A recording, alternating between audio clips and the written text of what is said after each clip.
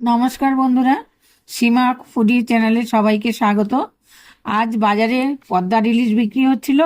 আমি সেখান থেকে 1.5 কেজি ওজনের একটা ইলিশ মাছ কিনে আনালাম।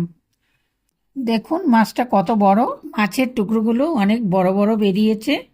আজকে মাছের ভাপাটা দেব কলা পাতায়। এর মধ্যে একটু বলে দিচ্ছি, যারা আমার চ্যানেলটি প্রথম দেখছেন তাদেরকে তারা অবশ্যই চ্যানেলটি সাবস্ক্রাইব করে ও পাশে বেল আইকনটি প্রেস করে দেবেন। আর যারা আমার সাবস্ক্রাইব করে দিয়েছেন তাদেরকে অশেষ অশেষ ধন্যবাদ।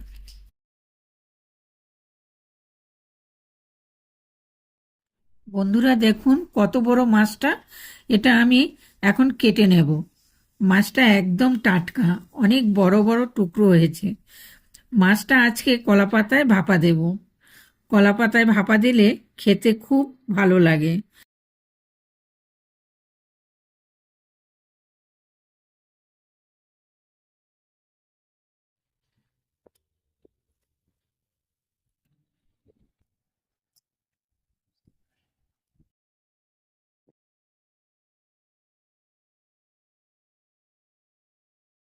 মাছটা কত সুন্দর, একদম টাটকা।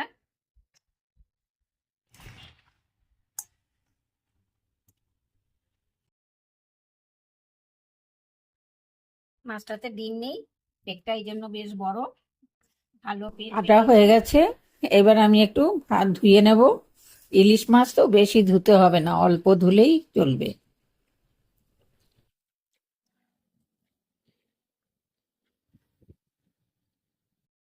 ভাপা দেওয়ার জন্য আমি একটা পেস্ট তৈরি করে নেব। সর্ষে, পোস্ত, চারমগজ আর কাঁচা লঙ্কা বেটে নেব। সঙ্গে নারকেলের গুঁড়ো, দুধ, স্বাদ মতো নুন, হলুদ, সামান্য লঙ্কার গুঁড়ো আর সাথে টক দই দিয়ে দেব। এতে স্বাদ আরও বেড়ে যাবে। আর সাথে কাঁচা সর্ষের তেল দিয়ে ভালো করে পেস্টটা মিশিয়ে নেব। আর সাথে সামান্য জল দিয়ে পেস্টটা পাতলা করে নেব। এবার পেস্টের মধ্যে ভালো করে তেল দিয়ে মাখিয়ে মাছগুলোকে এক এক করে মেখে নেব। কলা পাতাটাকে আমি একটু সেকে নিয়েছি, নালে মুড়তে গেলে ভেঙে যাবে, সেজন্য আমি একটু সেকে নিয়েছিলাম। তাতে এই কলা পাতার মধ্যে ভাপাটা খেতে খুব সুন্দর হয়। হ্যাঁ, আমরা লাউ পাতা দিয়েও করতাম, কিন্তু সেই লাউ পাতা তো এখন পাওয়া যায় না সেরকম ভাবে। অত লাউ পাতা 15 মিনিট রেস্টে রেখে তারপরে আমি কলা পাতায় সাজাবো। কলা পাতার ইয়েটা খেতে স্বাদ হয় বেশি।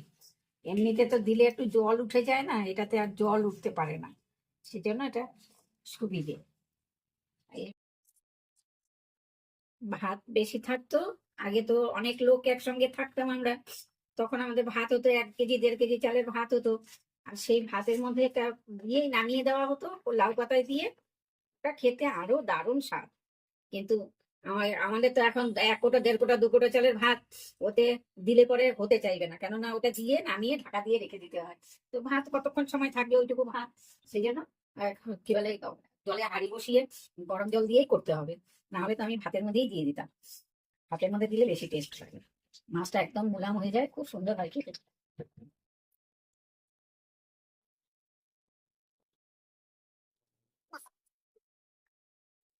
নিয়েছি, এটাতে দিলে সুবিধা হবে, ভেতর থেকে পুরোটাই ভাপ উঠে আসবে। আমি উপরে একটা কলা পাতা দিয়ে দিচ্ছি যাতে জলটা না বেরিয়ে পড়ে যায়।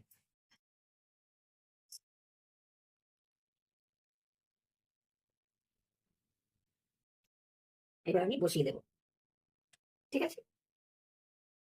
ঢাকা দিয়ে আধ ঘন্টা ভাপে দিলেই তৈরি হয়ে যাবে কলা পাতায় ইলিশ মাছ ভাপা। এরপর গরম গরম ভাতে পরিবেশন করলেই দারুণ মজা। তবে পদ্মার ইলিশের থেকেও ভালো পাওয়া যায় কোলাঘাটের ইলিশ। আমার রান্নাটা যদি ভালো লাগে তবে অনেক অনেক লাইক ও শেয়ার করে দেবেন। সকলে সুস্থ থাকবেন, ভালো থাকবেন। আবার দেখা হবে নতুন কোনো ভিডিওতে। নমস্কার।